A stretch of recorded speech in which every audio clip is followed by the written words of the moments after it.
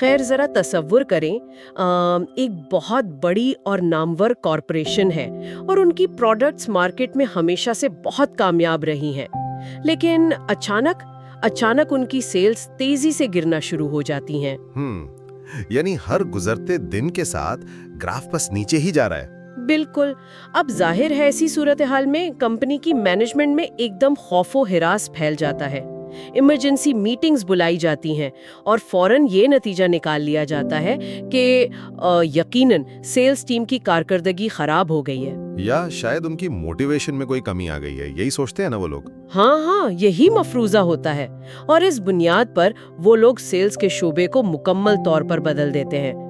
नई management, employees की training पर करोड़ों रुपए पानी की तरह बहा दिए जाते हैं।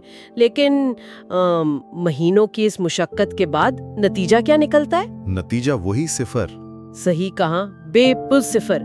सेल्स वहीं रुकी हुई हैं और फिर अचानक एक दिन महज इत्तेफाक से कंपनी का एक जूनियर एनालिस्ट एक फाइल देखता है और हैरान रह जाता है।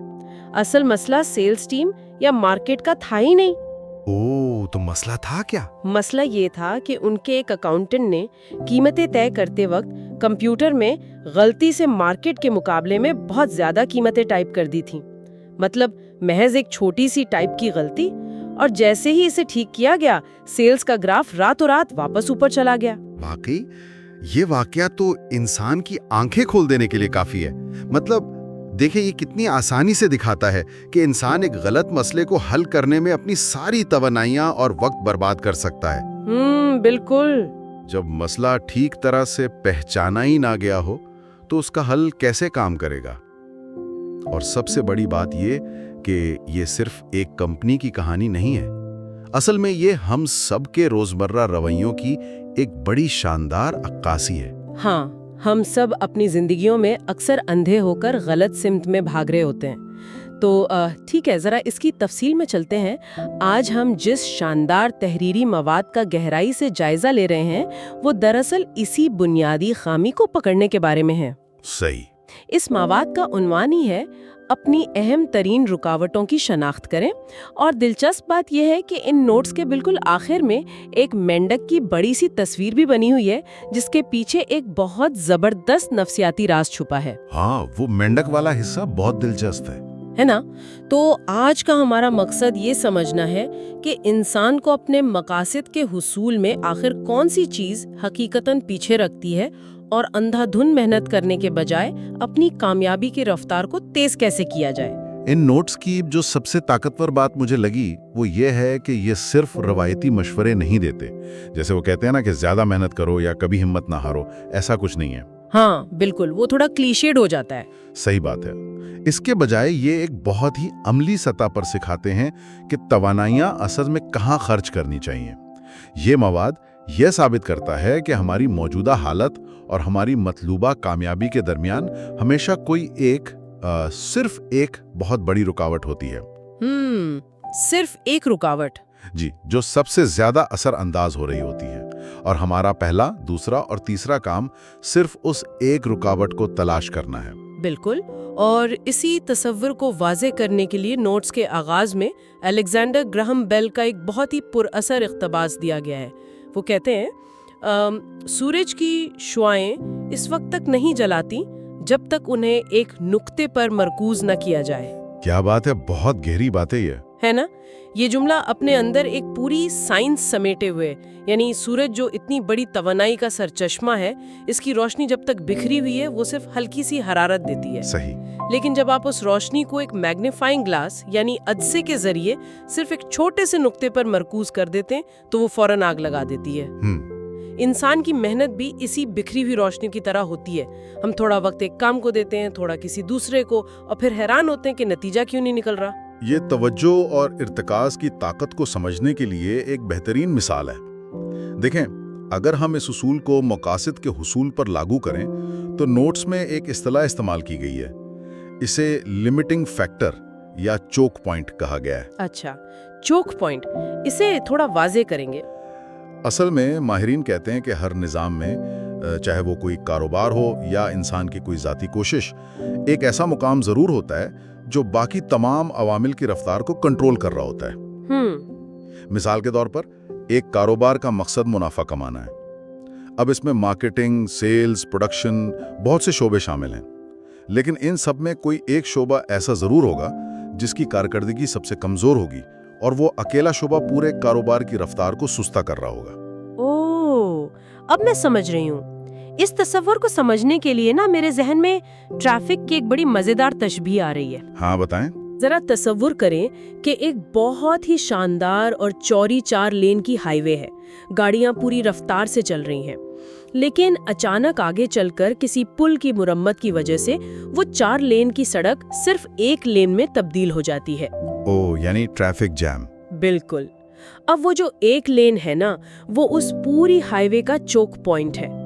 हम पीछे वाली इन 4 लेन्स पर जितना मर्जी पैसा लगा दें, नया तरकोल बिछा दें, लेकिन जब तक उस एक तंग लेन वाला मसला हल नहीं होगा, ट्रैफिक की मजमूई रफ्तार कभी तेज नहीं हो सकती। क्या कमाल की तशबीह दी है आपने। और यहीं पर इंसानी नफ्सियात का सबसे हैरानकुन पहलू सामने आता है। अगर हम गौर करें कि इंसान ऐसी सूरत हाल में करता क्या है। क्या करता है? हम उस एक मुश्किल और तंग लेन को खोलने के बजाय उन 4 खुली लेन्स पर मजीद काम करना शुरू कर देते हैं। क्योंकि वो आसान होता है। बिल्कुल सही पकड़ा, क्योंकि वो आदत में शामिल होता है और आसान लगता है। इससे एक झूठा एहसास मिलता है कि हम बहुत मसरूफ हैं, बहुत तरक्की कर रहे हैं। इसे इल्यूजन ऑफ प्रोग्रेस कहा जाता है। तरक्की का सराब। हाँ, इंसान का दिमाग हमेशा वो रास्ता चुनता है जहां कम से कम मुज़ाहमत हो। वो जो एक लाइन है जो असल रुकावट है, उसे हल करना मुश्किल है, इसलिए हम उसे नजरअंदाज कर देते हैं। नोट्स हमें झंझोड़ते हैं कि हमें यह सराब तोड़ना होगा और अपनी सारी तवज्जो उस एक चोक पॉइंट पर मरकूज करनी होगी। लेकिन 1 मिनट रुकिए, यहाँ बात वाकई थोड़ी दिलचस्प और शायद मुतनाज़ा भी हो जाती है, क्योंकि अब एक बहुत बड़ा सवाल पैदा होता है कि आखिर इस एक रुकावट को तलाश कहाँ किया जाए। सही सवाल है। हम उमूमन जब फेल होते हैं तो हमारा रिएक्शन क्या होता है? हम फौरन बाहर देखने लगते हैं कि भाई इकोनॉमी खराब है, हुकूमती पॉलिसी ठीक नहीं, या मार्केट में कंपटीशन बहुत है। लेकिन इन नोट्स में एक बहुत बड़ा दावा किया गया है जो कि काफी लोगों को हजम नहीं होता। हाँ, नोट्स कहते हैं कि रुकावटों की शनाख्त पर भी 80-20 का उसूल लागू होता है, यानी 80% रुकावटें जो किसी को आगे बढ़ने से रोक रही हैं, वो दरअसल अंदरूनी होती हैं और सिर्फ 20% बैरूनी हालात होते हैं। जी बिल्कुल। मेरा मतलब है 80% अंदरूनी। ये दावा कुछ ज्यादा बड़ा नहीं है। अगर मुल्क में महंगाई उरूज पर है, परचेजिंग पावर खत्म हो गई है, तो हम ये कैसे मान लें कि नाकामी की 80% वजह हमारी अपनी खामियां हैं? देखिए, आपका ये शक बिल्कुल बजा है। पहली नज़र में वाकई लगता है कि ये सिर्फ एक मोटिवेशनल नारा है, लेकिन अगर हम थोड़ी गहराई में जाएं तो ये उसूल हैरानकुन हद तक मंतिकी है। अच्छा, वो कैसे? देखें, इकोनॉमी की खराबी या हुकूमती पॉलिसीज, ये वो चीजें हैं जो किसी एक फर्द के लिए नहीं, बल्कि मार्केट में मौजूद हर शख्स के लिए एक जैसी हैं। ये कॉन्स्टेंट्स हैं। अगर ये 20% बैरूनी हालात ही सब कुछ तय करते तो माशी बहरान में सबको यकसा नाकाम होना चाहिए था ना। ये पॉइंट तो है। कुछ लोग उन्हीं हालात में ग्रो भी कर रहे होते हैं। बिल्कुल, क्योंकि वो अपने रद्दे अमल पर काबू पाते हैं। ये उसूल ये नहीं कहता कि बैरूनी मसाइल वजूद नहीं रखते, ये कहता है कि इन मसाइल से निपटने के लिए हमारी अपनी सलाहियत, हमारी आदत और हिकमत अमली में जो कमजोरियां हैं, वो 80% नुकसान का बाइस बनती हैं। ओह, अब ये बात समझ में आ रही है। यानी बैरूनी हालात तो सबके लिए एक मैदान जंग की तरह हैं। असल फर्क इस बात से पड़ता है कि कौन किस हथियार और किस हिकमत अमली के साथ इस मैदान में उतरता है। सही बात है। लेकिन इसका मतलब ये भी है कि इंसान को मुकम्मल ईमानदारी के साथ अपने अंदर झांकना होगा। आईने में अपनी खामियां देखना, अपनी कमजोरियों को मानना, ये तो इंसानी ईगो के लिए बहुत बड़ा दचका है। बहुत मुश्किल काम है ये। नोट्स में वाज़े लिखा है कि कामयाब लोग खुद से ये सवाल पूछते हैं कि मुझ में ऐसी क्या खामी है जो मुझे आगे बढ़ने से रोक रही है। ये सवाल सुनकर ही अजीब सी बेचैनी होती है। हाँ, और नफ्सियात में इसे ईगो डिफेंस मैकेनिज्म कहते हैं। दिमाग खुद को तनकीद से बचाने के लिए बहाने तराशता है, लेकिन जब हम बैरूनी हालात पर इल्जाम लगाते हैं तो असल में हम खुद को बेबस तस्लीम कर लेते हैं। यानी कंट्रोल दूसरों के हाथ में दे दिया। बिल्कुल। इसके बरक्स जब हम 100% जिम्मेदारी कबूल करते हैं तो तकलीफ जरूर होती है, लेकिन ताकत हमारे अपने हाथ में आ जाती है। चाहे ये तो हो गई खामी तलाश करने की बात, लेकिन फर्ज करें हमने खामी तलाश की और बदकिस्मती से अपनी खामी की पहचान में ही गलती कर बैठी, तो फिर क्या होगा? ये एक बहुत अहम नुक्ता है, क्योंकि शुरू में जो हमने उस कॉर्पोरेशन और उस अकाउंटेंट की कहानी सुनी, गलत मसले को हल करना तो बाज़ औक़ात कुछ ना करने से भी ज़्यादा खतरनाक हो सकता है। ये तो ऐसा ही है जैसे किसी के सर में शदीद दर्द हो और वो मुसलसल पेन किलर्स खाता रहे, महंगे तेल की मालिश करता रहे। हाँ, जबकि मसला कुछ और ही हो। और मसला क्या हो? मसला ये हो कि उसने जूते बहुत तंग पहने हुए हैं जो उसके आसाब को दबा रहे हैं। अब अगर तशखीस ही गलत है तो इलाज कैसे काम करेगा? जब तक वो तंग जूते नहीं उतारे जाएंगे दर्द खत्म थोड़ी होगा। ये तंग जूतों वाली मिसाल बहुत जबरदस्त है और नोट्स में इसीलिए दुरुस्त तशखीस पर इतना जोर दिया गया है। गलत तशखीस का मतलब सिर्फ ये नहीं कि हम मंजिल पर नहीं पहुंचेंगे, बल्कि हम पूरी रफ्तार के साथ गलत सिमत में दौड़ रहे होंगे। जिससे इंसान फिजिकली और इमोशनली निचोड़ जाता है। बिल्कुल। लोग कहते हैं ना कि मैं दिन रात एक कर देता हूं लेकिन नतीजा नहीं निकलता। उसकी वजह यही होती है कि वो गलत चोक पॉइंट पर मेहनत कर रहे होते हैं। इसलिए मसले की जड़ तक पहुंचना, यानी ठीक रुकावट को पहचानना, आधा मसला हल कर देने के बराबर है। सही। तो हम फर्ज कर लेते हैं कि हमने ठीक तशखीस कर ली, वो तंग जूते पहचान लिए और उतार भी दिए। क्या इसके बाद हम सुकून का सांस ले सकते हैं? क्या ये सफर यहाँ खत्म हो जाता है? बदकिस्मती से या शायद खुशकिस्मती से ऐसा नहीं होता। नोट्स वाज़ेह तौर पर बताते हैं कि एक रुकावट को दूर करते ही उसके फौरन पीछे एक नई रुकावट आकर खड़ी हो जाती है। अच्छा, यानी एक दीवार गिराओ तो पीछे एक और दीवार है। हाँ, ये निज़ामे ज़िंदगी है।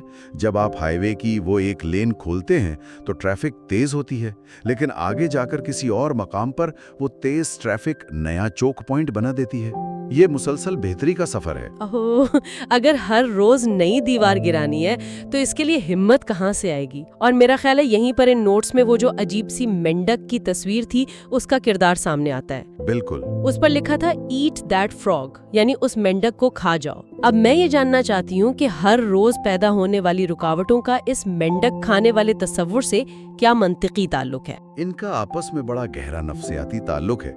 मेंढक खाना असल में एक इस्तारा है जो हमें बताता है कि दिन का सबसे मुश्किल और सबसे अहम काम हमें सुबह सबसे पहले कर लेना चाहिए। अच्छा, यानी सुबह के वक्त? जी, और वो सबसे अहम काम वही रुकावट होती है जिसकी हमने शनाख्त की थी। सुबह ही क्यों?